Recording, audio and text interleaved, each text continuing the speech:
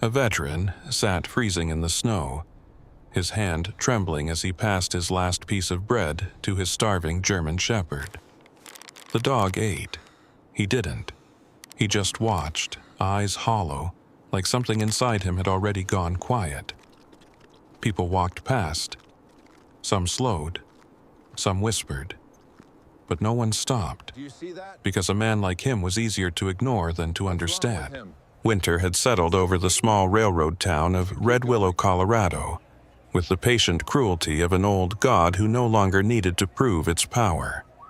Snow drifted steadily through the air, not in violent bursts but in endless, quiet layers, softening the world into something distant and half-forgotten. The train station stood at the far end of Mercer Street, its wooden frame weathered and silent, while across from it, Bellamy's diner glowed with a fragile warmth, light spilling through fogged windows like a promise that did not belong to everyone. Daniel Brooks sat on the cold pavement just outside that light, his back pressed against the rough brick wall, his legs stretched slightly forward, as if he had forgotten what it felt like to stand for long without purpose. He was a man of 39, tall even in the way he slouched, with broad shoulders that still carried the disciplined shape of a soldier, though time and hardship had worn them down into something quieter. His face was sharp and weathered, with a defined jawline shadowed by uneven stubble, and a faint scar cut across his right cheek. Thin, pale, and old enough that it had become part of him rather than something separate. His dark hair, once kept short in strict military order, had grown uneven, as though trimmed in fragments with no mirror and no care. But it was his eyes that held the most weight, gray, steady, always moving, always scanning, as if the world had taught him that stillness was dangerous. There was something fractured behind them, something that never quite rested, like a storm that had learned how to stay silent without ever leaving. Beside him lay Max, a 6-year-old German shepherd whose body told its own story of endurance. His coat, once rich with deep sable tones, was dulled by dirt and snow, patches of fur clinging together in rough clumps where the cold had settled in. His ribs were faintly visible beneath his frame, not enough to weaken him, but enough to reveal the slow erosion of comfort. And yet, nothing about Max appeared broken.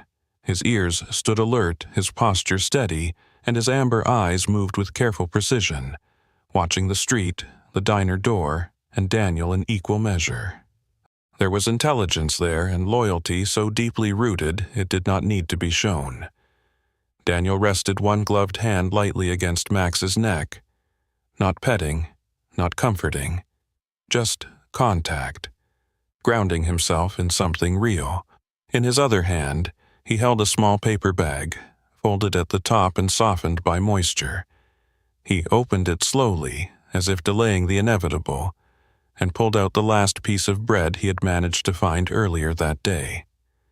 It was stale, slightly hardened at the edges, but still food. Still something. His fingers tightened around it for just a moment, a brief flicker of instinct passing through him before he lowered his hand toward Max. The dog did not move immediately. Max looked up at him first, his gaze steady, questioning in the quiet way only a trained animal could manage. Daniel gave the faintest nod. That was enough. Max leaned forward and took the bread gently, not snapping, not desperate, just controlled, the way he had been taught long before hunger had become part of his daily rhythm. Daniel watched him eat. He did not lift his own hand again. He did not search the bag for more. He simply sat there, staring ahead as the snow gathered slowly on his shoulders, melting just enough to seep into the worn fabric of his jacket before freezing again. Inside the diner, laughter moved like a different language, muffled by glass and distance. Plates clinked. A bell chimed every time the door opened.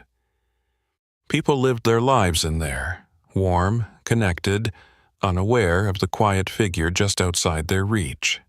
Some noticed. A couple passing by slowed their steps, their eyes lingering for a fraction of a second before turning away.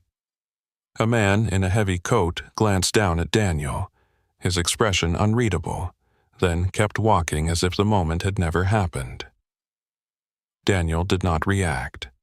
He had learned long ago that acknowledgement did not change anything. It only made the distance clearer. The cold pressed deeper into his bones, but he did not shift. The tremor in his hands returned, subtle but persistent, a rhythm he recognized too well. It wasn't the weather. It never had been. Somewhere behind his eyes, something flickered. Heat. Noise, the echo of something breaking apart. But he forced it down before it could take shape. You don't let it in. That rule had kept him alive once. Now it simply kept him empty. Inside Bellamy's diner, Emily Carter moved between tables with a quiet efficiency that came from long practice rather than natural ease. She was 28, of average height with a slender frame that had begun to show the fatigue of too many late shifts and too little rest. Her auburn hair was tied loosely at the back, strands escaping around her face in soft disarray, and her green eyes carried a kind of steady kindness that had not yet been worn away, though it flickered now and then under the weight she carried. Her skin was pale from the winter months, and there was a faint tension in the way she held her shoulders, as if bracing against something that never quite arrived but never left either. Emily was the kind of person who smiled because others needed it, not because she always felt it. She paused near the counter, one hand resting lightly against a stack of plates as she listened to the low hum of conversation around her. Her thoughts were not in the room. They drifted somewhere else, to hospital bills folded neatly in her apartment drawer, to the quiet voice of her mother over the phone insisting she was fine when she clearly wasn't, to numbers that never seemed to add up no matter how carefully she arranged them. Responsibility had settled into her life early and had never once asked permission to stay. "Emily," a voice called from behind the counter. Frank Bellamy, the owner of the diner, stood with his arms crossed, his broad frame filling the space behind the register. He was a man in his late 50s, thick-set with graying hair combed back and a face shaped by years of routine and practicality. His eyes were sharp, not unkind, but careful in the way of someone who had learned that generosity often came at a cost. "Table 3 needs coffee," he said.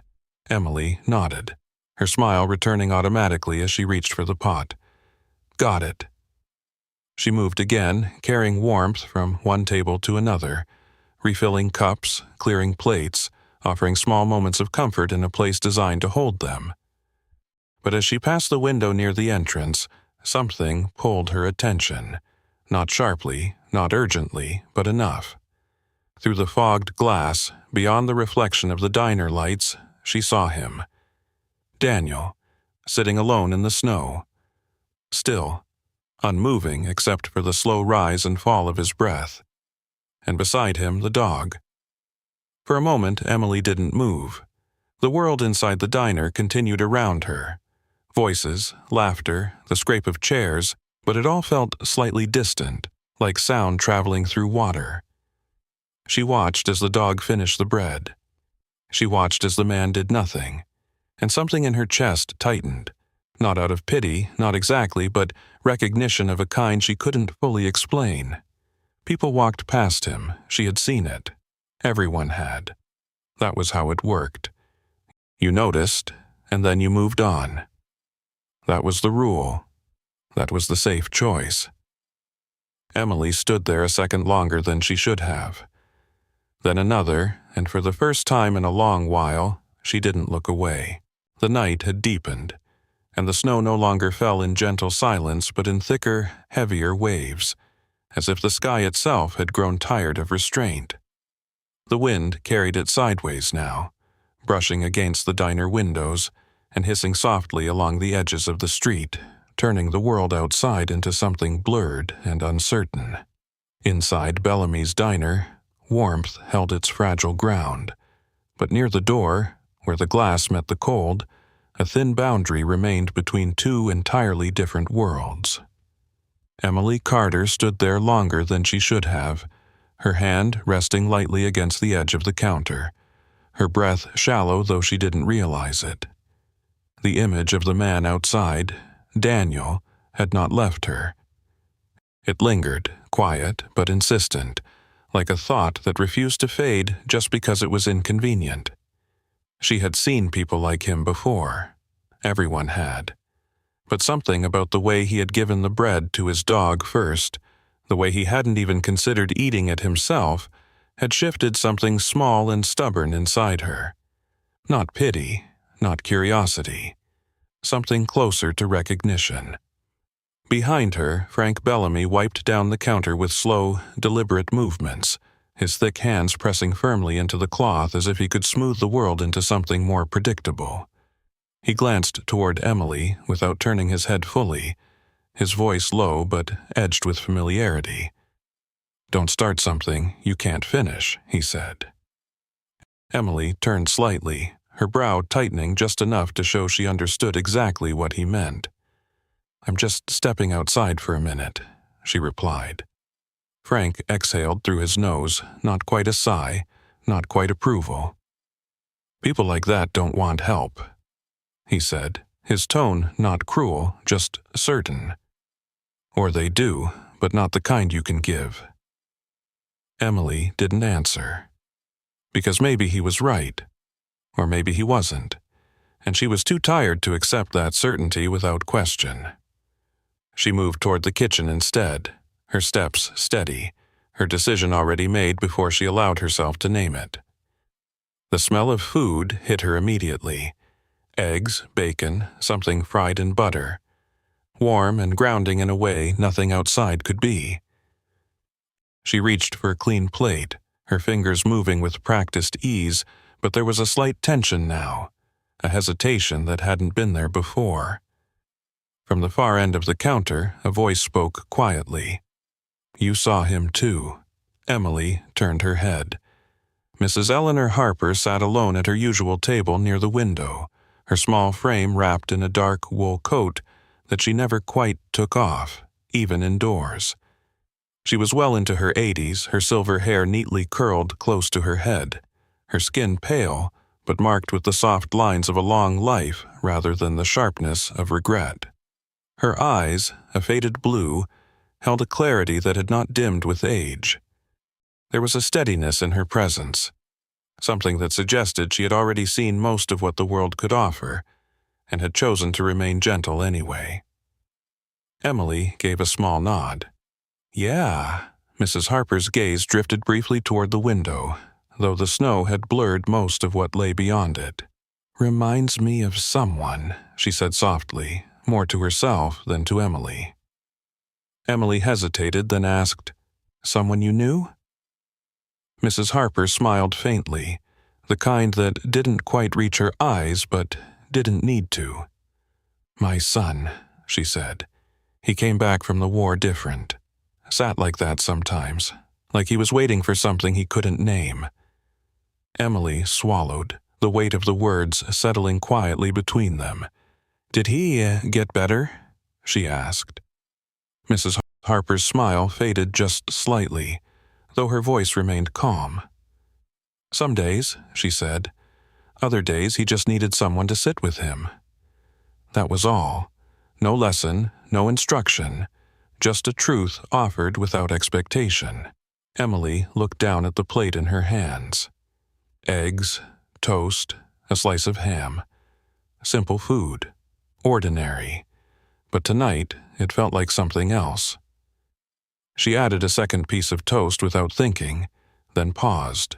For a brief moment, doubt pressed in. Frank's words, the unspoken rules, the quiet understanding that this wasn't how things were done. Then she picked up the plate anyway. The cold hit her the moment she pushed the diner door open, sharp and immediate, stealing the warmth from her skin in seconds. The wind tugged at her hair, loosening strands from her tie, and the snow brushed against her face with a persistence that made her blink. Daniel didn't look up right away. He had heard the door, of course. His body had registered it long before his mind chose to react, but he had learned not to assume anything about what came next. Emily stepped carefully across the thin layer of snow, her shoes slipping just slightly before finding balance. She stopped a few feet in front of him, the distance uncertain, the moment stretching longer than she expected. Max noticed her first. The dog's head lifted, his ears angling forward, his body shifting just enough to signal awareness without aggression. His eyes locked onto her, measuring, calculating, not hostile, just cautious. Daniel followed the movement a second later, his gaze rising slowly, his expression unreadable. Up close, the details were clearer. The lines of fatigue etched into his face, the tension in his jaw, the way his eyes seemed to hold too much and nothing at the same time. Emily felt it, that instinctive hesitation, the part of her that wanted to step back, to retreat into the safety of the diner where everything made sense. But she didn't. She lowered herself into the empty chair across from him instead, the metal legs scraping softly against the frozen ground. Daniel frowned slightly, his voice rough when it came. "You don't want to do that," he said. Emily placed the plate on the small table between them, her movements careful but not timid. "Maybe I do," she replied. He shook his head once, a small, almost tired gesture. "I don't have money," he said. Emily gave a faint shrug. "Good thing I wasn't asking." For a moment, neither of them moved. The snow continued to fall, thicker now, settling into the spaces between them, clinging to fabric and hair and everything that dared remain still. Daniel looked at the plate, then at her, then back again. Pride flickered across his face, sharp and familiar, but it didn't hold the same strength it once had. Not out here, not tonight. Finally, he reached forward, but instead of taking the fork, he turned the plate slightly toward Max. The dog didn't move immediately. Again, he looked at Daniel first, waiting, asking. Daniel gave the faintest nod. Max began to eat, controlled but faster this time, hunger slipping through discipline in small, undeniable ways. Emily watched this quietly, something soft shifting in her expression. Daniel picked up the fork only after a few seconds had passed, his movement slow, deliberate, as if he were still deciding whether he was allowed to do this. The first bite changed something, not visibly, not dramatically, but enough. Enough that he didn't stop after that. They ate in silence for a while. Not uncomfortable, just unfamiliar. Then Emily spoke, her voice softer now. "You got a name?" Daniel hesitated, the question heavier than it should have been. Then quietly, "Daniel." "I'm Emily." Another pause, the kind that didn't need to be filled. She looked at him for a moment, really looked this time, and something in her chest tightened again, not out of sadness, but understanding she couldn't explain. "You don't have to disappear," she said finally, her voice steady despite the cold. Daniel's hand stopped mid-motion, just because life got hard. The words landed differently than anything else that night. Not like an offer, not like pity. Something else, something quieter. Daniel didn't respond, but for the first time in a long while, he didn't look away either. Morning did not arrive with warmth, only with a thinner shade of gray that replaced the night, as if the sky itself had grown tired but refused to rest. Snow still covered Mercer Street in uneven layers, packed down in places where footsteps had passed, and untouched in others where silence had claimed the ground entirely. The air felt sharper now, cleaner in a way that made every breath noticeable, and the old train station stood as it always had, unchanged, indifferent, watching without memory. Daniel Brooks had not left. That alone was unusual. He stood near the side of Bellamy's diner, his back no longer pressed against the wall, his posture straighter but not fully relaxed, as if his body had remembered something his mind was still deciding whether to accept. The tremor in his hands lingered faintly beneath the surface, subtle but constant, like a quiet echo that refused to fade. Beside him, Max shifted his weight from one paw to the other, his movements steadier than they had been the night before. There was a small change in him already. Nothing dramatic, just a slight return of energy, a hint of strength creeping back into the way he held himself. His coat still bore the marks of hardship, but his eyes remained sharp, alert, alive. Max's presence had always been that way, anchored, unwavering, something Daniel could rely on even when nothing else made sense. Inside the diner, Emily Carter moved more slowly than usual, though she tried to hide it. The exhaustion that had followed her into the night had not left with the darkness. It had settled deeper, pressing against her shoulders, her chest, her thoughts. She poured coffee for a couple seated near the window, her smile still there, still practiced, but thinner now, stretched across something heavier. Her mind kept drifting, back to the phone call she hadn't made yet, to the hospital that waited on the other end, to the voice she both needed and feared to hear. She had been delaying it, not out of avoidance exactly, but because once she heard the truth, there would be no space left for hope to pretend. "You're quiet today," a voice said from the counter. Emily turned. Rick Dalton stood there, arms crossed as usual, his presence filling the space with a kind of grounded weight. Rick was a man in his early 50s, broad-shouldered with a thick neck and a face that seemed carved from stubbornness and routine. His dark hair had grayed unevenly at the temples, and a rough stubble covered his jaw, giving him a permanent look of someone who had no patience for unnecessary complications. He wasn't unkind, but he was cautious, shaped by years of running a business that didn't survive on sentiment. "Just tired," Emily replied, her voice even.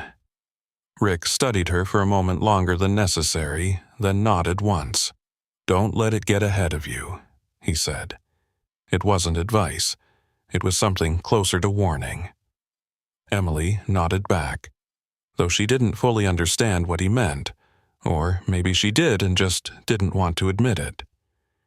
She stepped away, moving toward the back hallway where the payphone hung on the wall, its metal surface dulled by years of use.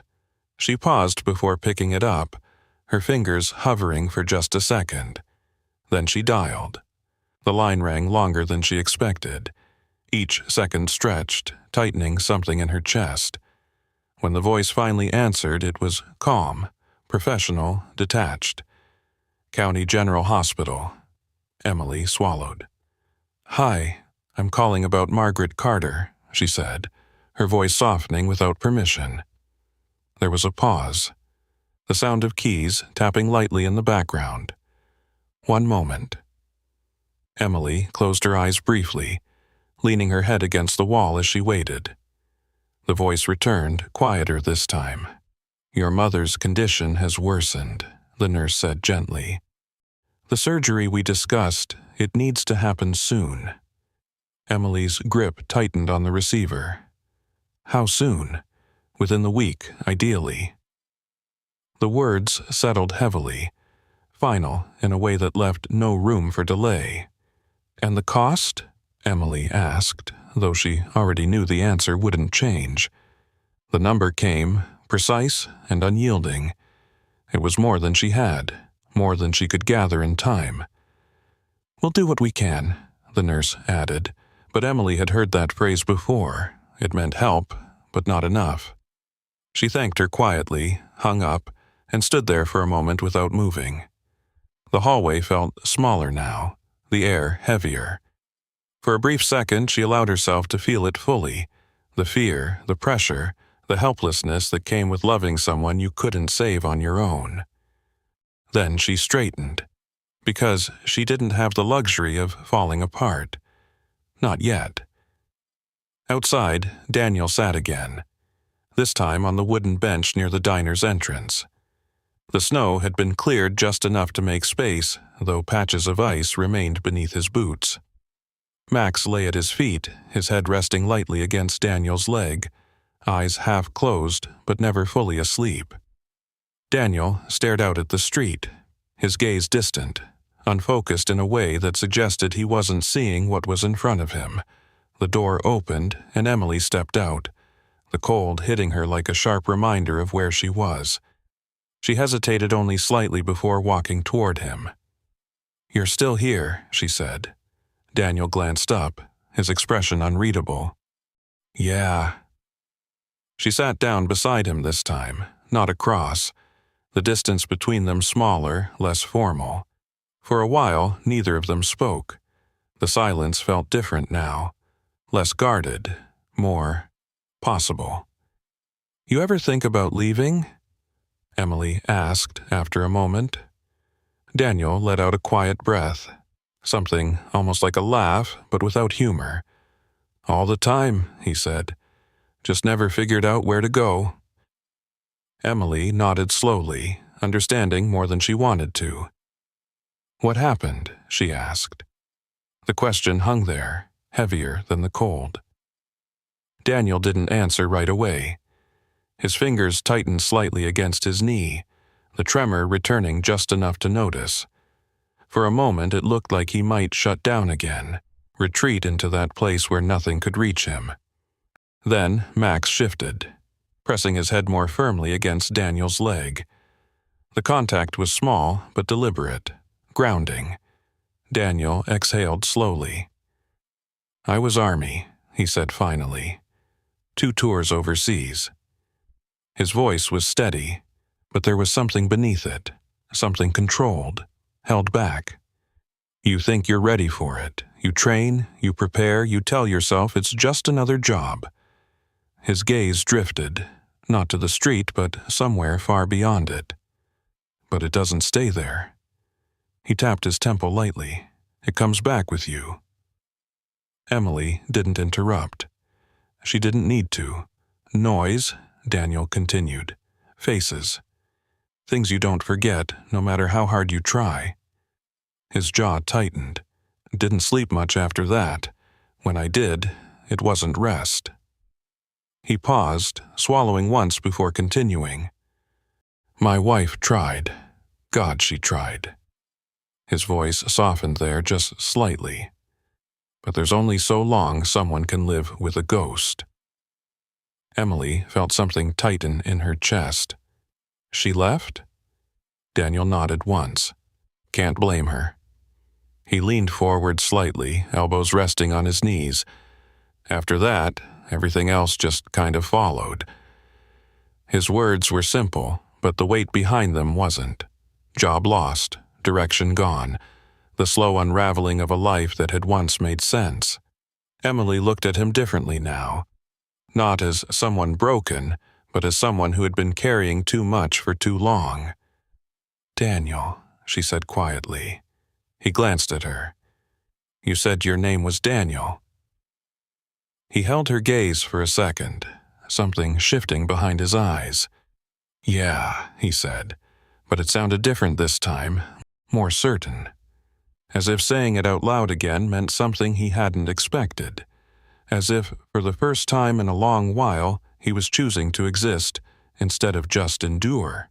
The day moved forward without truly warming, the sky hanging low over Red Willow as if it had forgotten how to lift itself. Snow had slowed, but the cold remained, settled deep into the streets and the bones of anyone who had nowhere to escape it. Bellamy's diner stood unchanged in its place, the windows still glowing with that quiet promise of heat and human presence, though the light felt different now, less distant, as if it had begun to reach a little further than before. Daniel Brooks stood just outside the door, not seated this time, not hidden against the wall, but standing in a space that felt uncertain, as though he had stepped into a line he wasn't sure he was allowed to cross. His posture was straight, but there was hesitation in it, a tension that came not from fear of others, but from something more internal, something that questioned whether this moment was real or temporary. Max stood close at his side, his body angled slightly toward the door, his attention fixed not on the street but on Daniel himself, as if measuring his readiness.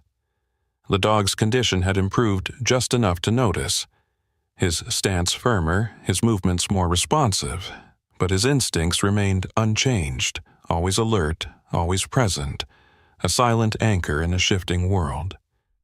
Inside, Emily Carter wiped down a table near the window, though her attention wasn't fully on the task. Her thoughts had been circling the same point since her conversation with Daniel earlier, replaying his words, the quiet weight behind them, the way he had said his name as if it mattered again. That alone had stayed with her. Because people didn't just come back like that, not without something pushing them forward. She glanced toward the door just for a second and saw him there, still, waiting, though he would never call it that. Her grip tightened slightly on the cloth in her hand. This was the part that mattered, the part where doing nothing would be easier, safer, expected. Behind the counter, Rick Dalton noticed it too.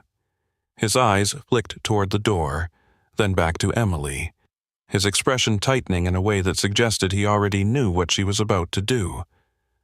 "Don't," he said quietly. Emily didn't turn around.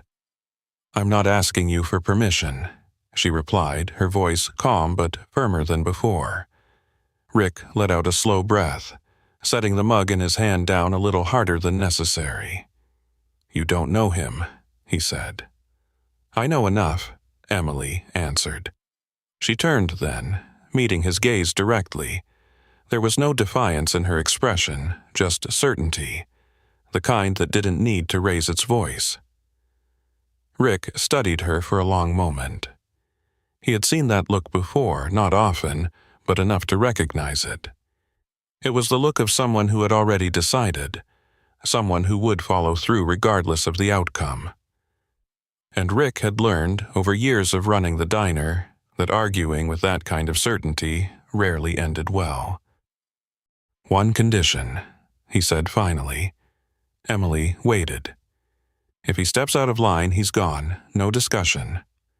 Emily nodded immediately. "Fair." Rick shook his head slightly, as if he didn't quite agree with his own decision but accepted it anyway. "You're responsible for this," he added. Emily didn't respond, because she already knew. She moved toward the door, each step steady, though her heartbeat had picked up without permission. When she pushed it open, the cold rushed in again, but this time she stepped into it without hesitation. Daniel looked up as she approached, his expression guarded but not closed. "You planning on standing out here all day?" she asked, her tone lighter than she felt. Daniel glanced past her briefly toward the diner, then back again. "Wasn't planning anything," he said. Emily gave a small nod, as if that answer made sense. "Good," she said. "Then you can help me with something." Daniel frowned slightly. "Help you?" Emily stepped aside, gesturing towards the door. "Dishes. Cleaning. Nothing complicated. You work, you eat, that's it." Daniel didn't move. The offer hung there, heavier than it sounded. This wasn't charity. That was clear.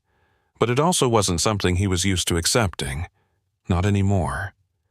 "I don't take handouts," he said, his voice steady but quieter now.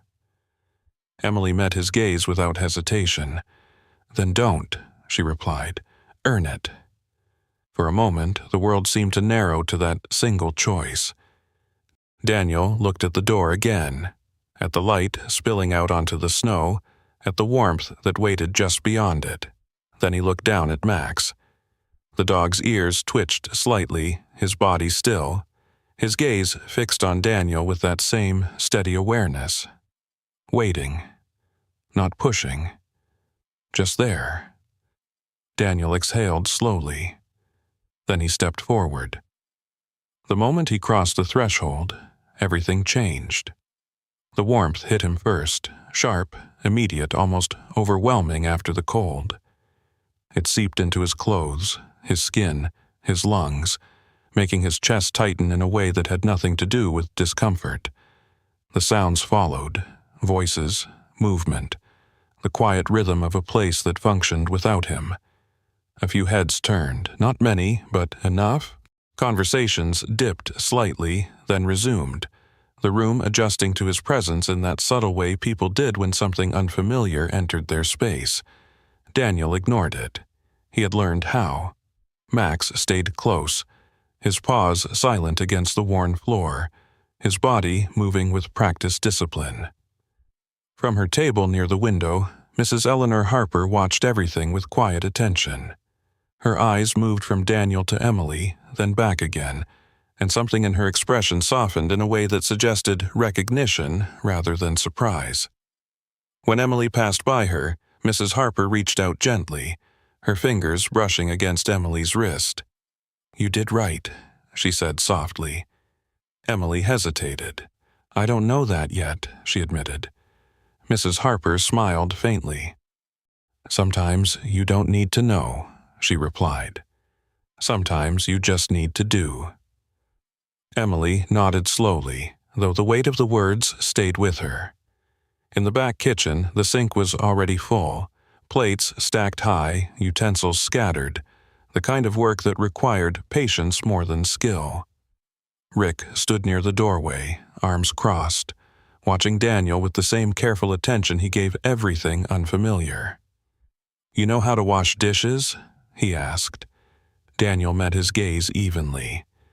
"I can figure it out." Rick held that look for a second longer, then nodded once. "Don't break anything." It wasn't trust, but it wasn't rejection either. Daniel stepped forward, rolling up the sleeves of his worn jacket, his movements slow but deliberate. The water was hot, almost too hot, but he didn't flinch. He began with the first plate, then the next, finding a rhythm quickly. Rinse, scrub, stack. Simple, repetitive, controlled. It was enough to quiet the noise in his head, if only for a moment. Outside, the snow continued to fall. But inside, for the first time in years, Daniel Brooks stood not as someone passing through the world unseen, but as someone occupying a space, however small, however temporary. And as he worked, the warmth settled deeper, not just into his body, but into something else he hadn't realized had been cold for far too long. He didn't say anything. He didn't need to. Because for the first time he wasn't outside looking in. He was inside, standing in the light. Evening settled in slowly, the kind that didn't announce itself, but simply replaced the light piece by piece until the world outside Bellamy's diner was swallowed again by shadow and snow. The storm had softened, but not disappeared, leaving behind a restless wind that moved in low whispers along the street, carrying loose flakes in uneven spirals that brushed against the windows like something searching for a way in. Inside, the diner held steady in its rhythm. Plates clinking, coffee pouring, conversations rising and falling in familiar patterns. But there was a subtle shift beneath it all, something unspoken, something that had begun earlier in the day and had not quite settled. Daniel Brooks stood at the sink, sleeves rolled up, his hands moving through warm water and soap with the same measured precision he had carried since morning. There was a rhythm to it now, a controlled repetition that gave his mind something to hold on to, something simple enough to keep everything else at a distance. Rinse. Scrub. Stack. It was enough most of the time. Max lay near the back door, his body stretched along the floor but not fully relaxed, his ears still alert, his eyes tracking movement in quiet intervals. He had adjusted quickly to the space, finding his place without needing instruction. But there was a tension in him that had not faded, a readiness that mirrored something deeper in Daniel. Emily Carter moved between tables with a steadiness that hid the weight she still carried, her smile returning more easily now, though it flickered when she thought no one was looking. The call from the hospital had not left her, but she had pushed it aside, placing it carefully behind everything else that needed to be done first. That was how she survived things. One step at a time, one responsibility before the next. At the counter sat a man who did not belong to that quiet rhythm. His name was Derek Collins, though most people in Red Willow knew him before they knew his name. He was in his late 30s, tall but slouched, his broad frame softened by neglect rather than age. His hair was a dull blonde, thinning unevenly, and his beard grew in patches across his jaw, rough and unkempt. His eyes were bloodshot, not just from drink, but from something deeper, years of choices that had led nowhere good and nowhere new. There was a sharpness to him, a restless energy that didn't settle, the kind that turned small moments into larger problems without warning.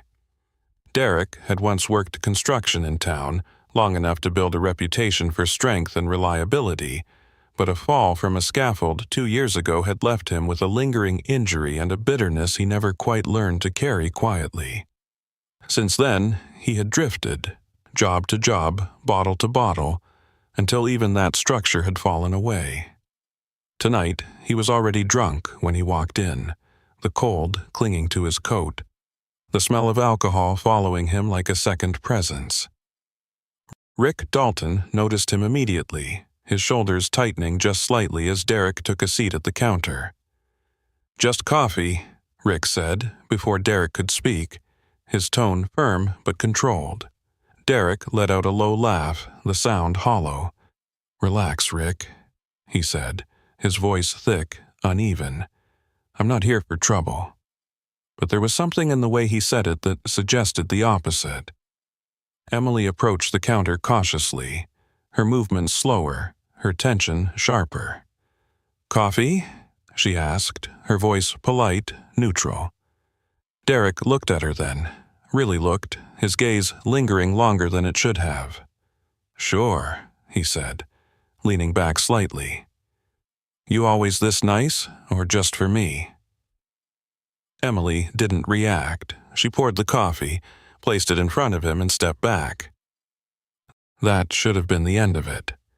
Most nights it would have been, but tonight was not most nights. "Hey," Derek said, louder now, his voice cutting through the low hum of the diner. "You ignoring me?" A few heads turned, not many, but enough. Emily paused, her back still to him, then turned slowly. "I brought your coffee," she said calmly. "What else do you need?" Derek smiled, but there was nothing warm in it. "Maybe a little conversation," he said. "Or is that extra?" Rick stepped forward then, his voice lower, more direct. "Drink your coffee, Derek." Derek waved him off without looking. "I'm talking to her." At the sink, Daniel heard it. Of course he did. The tone, the shift in the room, the subtle tightening of voices and movements. It was all familiar in a way that bypassed thought entirely. His hands slowed, then stopped. For a moment, he stayed where he was, his back to the room, his breathing steady, controlled. But something inside him had already begun to move. Derek stood up, his chair scraping loudly against the floor, the sound sharp enough to break through the remaining conversations. He stepped closer to Emily, not touching her, but close enough that the space between them no longer felt safe. "You think you're better than everyone else?"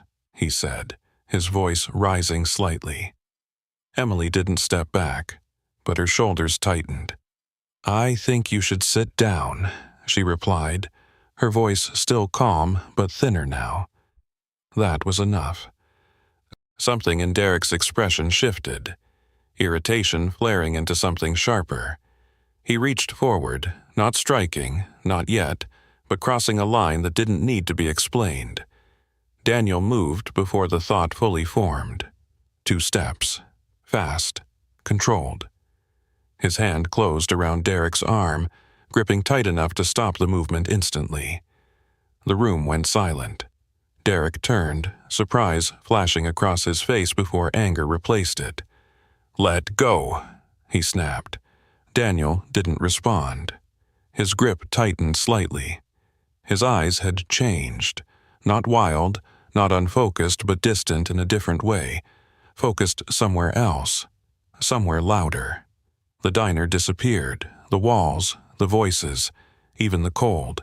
There was only the threat in front of him and the instinct to end it before it became something worse. Derek struggled, pulling against the hold, but Daniel didn't move. His body held steady, trained, precise, every muscle responding without hesitation. "I said, let go," Derek shouted, louder now, the edge of fear creeping into his voice. No one stepped in, not Rick, not anyone, because something in the air had shifted, something sharp and fragile that felt like it might break with the smallest push. And Daniel stood right at the center of it. Then Max moved, not fast, not aggressive, certain. He stepped forward and placed himself between Daniel and Derek, his body angled just enough to block, his head turning slightly to look up at Daniel. His presence was calm, grounded, familiar, a reminder. Daniel's breath caught, just for a second, and that second was enough. The noise returned first, then the room, then the weight of his own hand gripping too tight.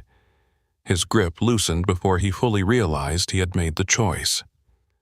Derek stumbled back, catching himself against the counter, his expression no longer angry but uncertain. Daniel stepped back once, then again, creating space. Not just from Derek, but from what he had almost become. His chest rose and fell in slow, controlled breaths, the tension still there but shifting, settling back into something he could hold. Emily didn't speak. She didn't need to, because the moment had already said everything. Daniel looked down briefly, then back up. His voice, when it came, was quieter than before. "You should go," he said. Derek didn't argue. Not this time. He grabbed his coat, muttered something under his breath, and left without another word. The door closed behind him, the cold rushing in briefly before settling again. Silence lingered for a moment longer. Then the diner breathed again. Slowly. Carefully. Daniel stood where he was, his hands still, his body steady, but his mind clearer than it had been in a long time. Because this time, he had stopped. This time, he had chosen. And that meant something he hadn't allowed himself to believe in for years. It meant he still could. Morning came quieter than the night had ended, as if the town itself had chosen to breathe more carefully after what had almost broken it. The snow no longer fell in heavy sheets but rested where it had landed, covering Red Willow in a stillness that felt less like emptiness and more like something waiting to begin again. The sky stretched pale and distant above Mercer Street, and the cold lingered, but it no longer felt as sharp as it had before. Outside Bellamy's diner, Daniel Brooks stood with a shovel in his hands, pushing snow away from the narrow walkway leading to the entrance. His movements were steady, deliberate, not rushed, not hesitant. There was a rhythm to it, like the dishwashing the day before, but different in a way that reached further. This was not something he had been asked to do. No one had told him to clear the path. He had simply noticed it needed to be done and had started. His breath came in slow clouds against the cold air, his shoulders rising and falling with each motion, and though the work was simple, it carried a quiet weight, a kind of purpose he had not felt in a long time. Max moved nearby, his paws leaving fresh prints in the snow, his body stronger now, more responsive, his tail lifting slightly with each step, as if something inside him had begun to return. His coat still showed the marks of hardship, but the dullness had begun to fade, replaced by a faint sheen that spoke of warmth, food, and rest slowly finding their way back into him. He paused occasionally, watching Daniel, then scanning the street, his instincts unchanged but softer now, less strained. Inside the diner, Emily Carter noticed the cleared path before she even realized she was looking for it. She paused by the window, her hand resting lightly against the glass, her gaze fixed on Daniel as he worked. There was something different about him today. Not in the way he moved, those movements were still controlled, still precise, but in the absence of something else. The edge, the constant tension that had lived just beneath his surface. It was still there, but quieter now, like a storm that had moved further away but had not disappeared entirely. Emily felt a small shift in her chest as she watched him. Not relief. Not yet, but something close to it. Behind her, Mrs. Eleanor Harper sat at her usual table, her posture composed as always, her presence steady and unobtrusive. But there was an awareness in her eyes that missed very little. She followed Emily's gaze, then allowed a faint smile to form, one that carried both warmth and something deeper, something intentional. "He stayed," Mrs. Harper said softly. Emily turned slightly, nodding. "Yeah." Mrs. Harper folded her hands gently over the table. "People don't always do that," she added. Emily didn't answer right away, because she knew that wasn't just about Daniel. It was about anyone who had ever been given a reason to leave and had chosen not to. "Sometimes they just need a reason not to," Emily said finally. Mrs. Harper's smile deepened just slightly. "Or someone to remind them they still can." The conversation ended there, but the meaning lingered. Mrs. Harper reached into her purse, her movements slow but deliberate, and pulled out a small, worn notebook. It was nothing remarkable. Just a simple thing, edges softened with time, but there was care in the way she handled it. She opened it, flipping through a few pages filled with neat, careful handwriting. Names, numbers, notes written with intention. Emily noticed it but didn't ask. Not yet, because something told her that whatever Mrs. Harper was doing, it wasn't meant to be explained right away. Outside, Daniel finished clearing the walkway and leaned the shovel against the wall. For a moment he stood there, looking at the space he had just cleared, as if trying to understand why it mattered. It was a small thing, simple, but it had changed something, not outside, but inside him. He stepped back, his gaze drifting briefly toward the window, and caught sight of Emily watching him. For a second, neither of them looked away. Then Daniel gave a small nod. Not a gesture of gratitude. Not quite. Something quieter. Something that didn't need to be named. Emily returned it with a faint smile. Later that morning, Daniel moved inside, his routine settling into place with less resistance than before. He washed dishes, wiped counters, fixed a loose hinge on the back door that had been creaking for weeks without anyone quite getting around to it. Rick Dalton noticed. Of course he did. He didn't say anything at first, just watched from a distance, his arms crossed, his expression unreadable. But there was a shift there too. Subtle but real. Because effort, consistent, quiet effort, was harder to dismiss than anything else. In the corner booth, Mrs. Harper closed her notebook and stood slowly, her cane resting lightly in her hand. She moved toward the counter, her steps measured but steady, her presence drawing just enough attention without demanding it. "Rick," she said gently. Rick looked up. "Yeah? I'd like to start a small fund," she said, her voice calm, certain. Rick frowned slightly. "For what?" Mrs. Harper glanced toward Emily, then back at him. "For someone who needs help," she replied. Rick followed her gaze, his expression tightening just slightly as he understood. "That's not usually how this works," he said. Mrs. Harper smiled faintly. "Maybe it should be," she answered. Rick didn't respond immediately, but he didn't say no either. That alone was enough. By midday, word had begun to move, quietly, through familiar channels. A conversation here, a mention there.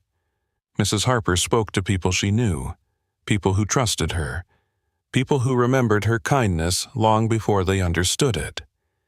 And little by little, something began to take shape. Emily didn't know at first. She continued her work, her thoughts still heavy with the call from the hospital, the number she couldn't ignore.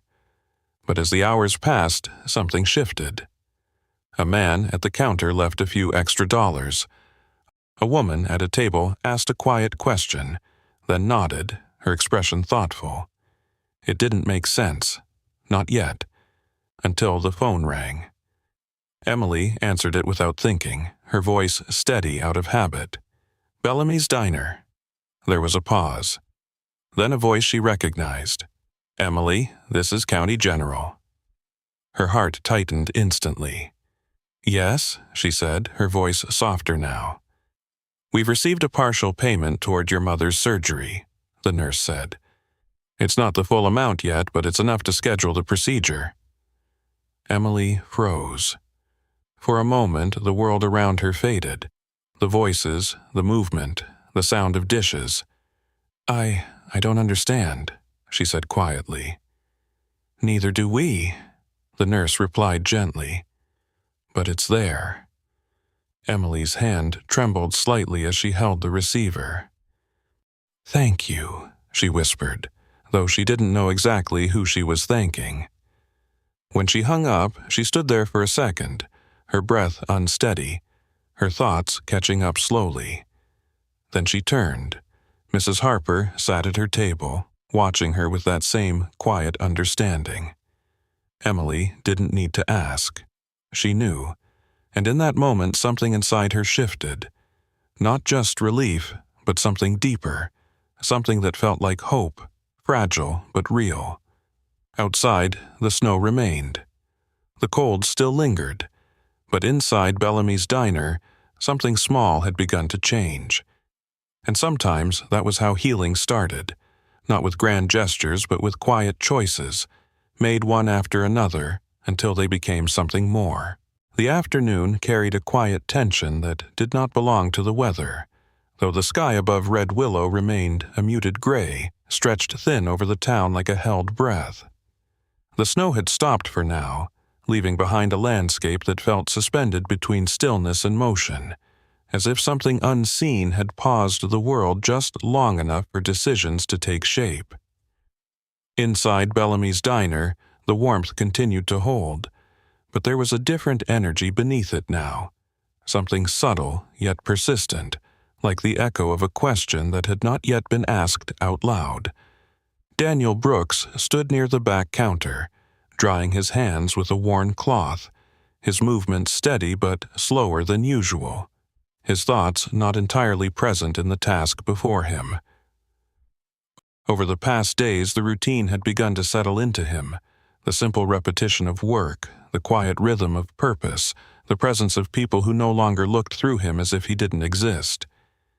It had become something real, something fragile, and that was what made it dangerous. Max rested near the door, his body fully relaxed now in a way it hadn't been before, his coat gradually regaining its thickness, his eyes no longer scanning with the same constant vigilance but still aware, still anchored. He watched Daniel, not with concern, but with something closer to understanding, as if he could sense the shift before it fully formed. The door opened with a soft chime, letting in a breath of cold air that cut briefly through the warmth. The man who stepped inside did not belong to the familiar pattern of regular customers. He was in his mid-40s, tall and broad-shouldered, with a posture that carried authority without needing to prove it. His name was Daniel Reeves, though in another time, another life, he had been known as Gunnery Sergeant Reeves. His hair was cut short, still maintaining the discipline of his former role, streaked with gray at the temples, and his face was lined not by age alone, but by experience. Years of command, of decisions that carried weight beyond words. His eyes were sharp, observant, but there was something steady in them, something that suggested he had learned how to carry responsibility without letting it consume him entirely. Reeves stepped further inside, his gaze moving across the diner, taking in details quickly, efficiently. When his eyes landed on Daniel, he didn't hesitate. "Brooks," he said, his voice firm but not raised. Daniel froze. The sound of his name, his full name, spoken like that, cut through everything else. Slowly, he turned. For a moment, the diner faded again, not into chaos this time, but into something quieter, something more personal. "Reeves," Daniel replied, his voice lower, controlled. The two men stood facing each other, the space between them filled with history that didn't need explanation. Emily noticed immediately. She paused mid-step, a plate still in her hands, her gaze shifting between them. There was something different about this man, something that belonged to Daniel's past, something that carried weight she couldn't fully understand but could clearly feel. Reeves stepped closer, his expression softening just slightly. "Didn't think I'd find you here," he said. Daniel gave a faint shrug. "Didn't think I'd be here." A brief silence followed, not uncomfortable, but measured. Then Reeves nodded once. "I got something for you," he said. Daniel's brow tightened slightly. "Yeah?" Reeves reached into his coat and pulled out a folded paper, handing it over without ceremony. "Private security contract," he explained. "Good pay, stable work, not overseas. Nothing like before." Daniel took the paper but didn't look at it immediately. "Why me?" he asked. Reeves met his gaze steadily. "Because you're still one of the best I've worked with," he said. "And because I know what happens if you keep drifting." The words landed quietly, but they carried truth Daniel couldn't ignore. He looked down at the paper then, his eyes scanning the details, the numbers, the structure of something that resembled a future. It was everything he had once known how to navigate. Everything that had once defined him. Behind him, Emily stood still, her hands gripping the edge of the plate just slightly tighter than before. She didn't move closer, she didn't interrupt, but something inside her shifted, a quiet, heavy understanding settling into place. This was not just an opportunity, this was a crossroads. Mrs. Harper watched from her table, her gaze calm but attentive, as if she had been expecting this moment all along. Reeves stepped back slightly, giving Daniel space. "You don't have to decide now," he said. "But don't take too long." Daniel nodded once. "Yeah." Reeves gave a small, almost imperceptible smile. "Good to see you standing again," he added, then turned and left as quietly as he had arrived. The door closed behind him, the cold slipping in for a moment before the warmth reclaimed its place. The diner remained still for a few seconds longer, the moment stretching, settling. Then life resumed, but not the same way. Not for Daniel, not for Emily, not anymore. Later that evening, Daniel stepped outside, the paper still folded in his hand, his breath visible against the returning cold. The snow had begun again, light this time, drifting down in slow, deliberate patterns that blurred the edges of the world just enough to make it feel uncertain again. Max followed, standing close at his side, his presence steady, grounding. Daniel looked out at the street, at the path he had cleared earlier, now partially covered again. It didn't take long. Things rarely did. Emily watched from the window, her reflection faint against the glass. She didn't go outside. She didn't call his name. Because she understood something now that she hadn't before. Some choices couldn't be guided. They had to be made alone. She turned away eventually, returning to her work, her movements slower, quieter. Not defeated, just accepting. Outside, Daniel remained where he was, the paper in his hand, the weight of it heavier than it should have been. It offered him something real, something stable, something familiar. And yet, he glanced back at the diner, at the light spilling out onto the snow, at the place that had become something he hadn't expected, something he hadn't planned for, something that had begun to matter. The snow continued to fall, soft and endless, and for the first time in a long time, Daniel Brooks stood in the middle of it, not running, not hiding, but uncertain. Not because he had nowhere to go, but because now, he finally had somewhere to stay, and he didn't yet know which one mattered more. Dawn arrived without color, a pale gray stretching quietly over red willow, as if the sky itself had softened after carrying too much weight for too long. The snow had settled into a thin, even layer across Mercer Street, untouched in places where no one had passed, marked in others by footsteps that told quiet stories of movement and intention. Bellamy's diner stood as it always had, its windows glowing faintly against the cold, but something about it felt different now, not in structure but in memory, as if the space itself had begun to hold more than just warmth. Daniel Brooks stood outside once more, the same place where everything had started, though nothing about him remained the same. The folded contract from Reeves rested in his coat pocket, its edges worn slightly from being handled more than necessary, not because he had read it again, but because he had felt its presence again and again, weighing what it offered against what he had found here. Max stood beside him, his body strong now, his coat fuller, the dullness gone, replaced by the deep sable tones that had once defined him. His posture carried confidence again, his movements fluid, his eyes calm but aware, no longer searching for danger in every shadow. Daniel glanced down at him briefly, then back at the diner. The decision had already been made. It had come quietly, not in a single moment, but in a series of small realizations that had gathered into something clear. He would leave. Not because he was running, but because this time he was moving forward. Inside, Emily Carter moved quickly between tables, her energy different now, lighter, though still grounded in responsibility. The call from the hospital had changed something in her, not just relief, but a shift in how she carried herself, as if the weight she had been holding alone had finally been shared.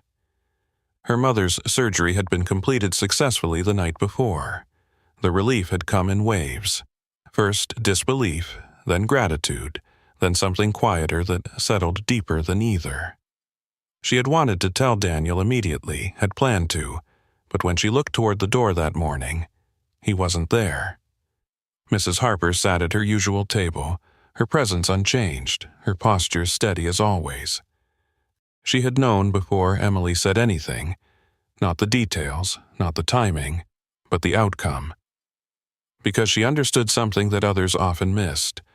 When people chose to care, truly care, things had a way of shifting in ways that logic alone couldn't explain. "You'll see him again," she said softly as Emily passed by. Emily paused just for a second. "I hope so," she replied. Mrs. Harper smiled faintly. Hope is a good place to start. Outside, Daniel turned away from the diner, his boots pressing into the snow with each step, leaving behind a path that would not last long but mattered anyway. He didn't look back, not because he didn't want to, but because he didn't need to. He had already taken what he needed with him. Max followed closely, his pace steady, his presence constant. They moved down Mercer Street, past the train station, past the quiet buildings that held their own stories, until something ahead caught Daniel's attention. A man sat alone at a small outdoor table near an abandoned storefront, his posture slouched, his hands resting loosely in his lap as if they had forgotten what to do. He was in his early 30s, though hardship had added years to his appearance. His name, though Daniel did not know it yet, was Thomas Reed. His frame was lean, almost too thin, his dark hair unkempt, falling unevenly across his forehead. His face carried sharp angles softened by exhaustion. His eyes distant, unfocused in a way that spoke of something deeper than simple fatigue. His clothes were clean enough, but worn, layered more for necessity than comfort, and there was a stillness in him that did not belong to peace. It was the kind of stillness that came from being lost without knowing how to move again. Max noticed him first, his ears lifting slightly, his body shifting forward with quiet interest. Daniel followed the movement, his gaze settling on the man. For a moment, time seemed to fold inward, because he recognized it. Not the man himself, but the posture, the distance, the quiet absence that filled the space where something should have been. It was the same place he had once occupied, the same silence he had carried. Daniel slowed his steps, then stopped. The contract in his pocket felt heavier for a moment, then lighter. He stepped forward. Not rushed, not hesitant, just certain. Thomas didn't react immediately when Daniel approached. It wasn't until Max stopped a few feet away, his presence calm but undeniable, that Thomas lifted his head slightly, his eyes focusing just enough to register what stood before him. Confusion flickered there. Then something softer, something that had not been present before. Daniel pulled out the chair across from him and sat down. The movement was simple, ordinary, but it carried something else beneath it. He didn't speak right away. He didn't need to, because he understood now what Mrs. Harper had meant. Sometimes people didn't need answers. They needed presence. They needed someone to sit beside them long enough for silence to become something less heavy. Thomas looked at him, his expression uncertain, as if trying to understand why this was happening. "You okay?" he asked finally, his voice rough from disuse. Daniel gave a small nod. "Yeah," he said. Then, after a pause, "You?" Thomas let out a quiet breath, something almost like a laugh, but without humor. "Not really," he admitted. Daniel nodded again. "Yeah," he said softly. "I get that." And for a moment, that was enough. No explanations, no solutions, just understanding. Somewhere behind them, the world continued to move. The town carried on. The snow began to fall again, light at first, then steadier, covering the ground, the tables, the space between them. But this time it didn't feel as cold. Months passed. Winter softened into something gentler, though traces of it remained in the air. Red willow changed in small ways, subtle, almost unnoticeable unless you knew where to look. And one afternoon, as the first real thaw began to take hold, the door of Bellamy's diner opened again. Emily looked up instinctively, and there he was. Daniel Brooks stood in the doorway, not as he had been before, but different, not unrecognizable, but changed. His posture was stronger, more certain, his clothes cleaner, better fitted, though still simple. There was purpose in the way he stood now, something steady that had not been there before.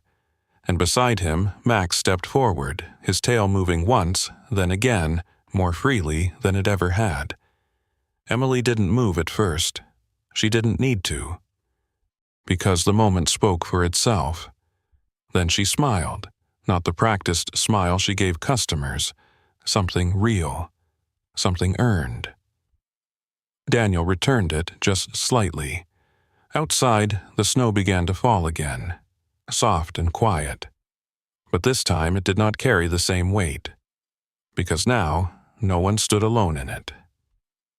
Sometimes miracles do not arrive as thunder or light breaking through the sky. They come quietly in the form of a stranger who chooses to sit beside you when the rest of the world walks away. In those moments, it is not coincidence. It is grace. It is God working gently through ordinary people, reaching into the places in our hearts we thought were beyond healing. Daniel did not need his past erased. He needed to be reminded that he was still worthy of a future, and sometimes that reminder comes through the kindness of someone who refuses to look away. In our daily lives, we pass by people carrying invisible battles, burdens we may never fully understand. A simple act of compassion, a moment of patience, or the courage to stop and care can become the turning point in someone else's story. You never know when God is calling you to be that miracle for someone else, or when He is placing the right person in your path to guide you forward. If this story touched your heart, take a moment to share it with someone who may need hope today. Leave a comment and tell us where you are watching from. And don't forget to subscribe so you don't miss more stories of faith, healing, and quiet miracles. May God bless you, protect you, and bring light into every dark place you are walking through.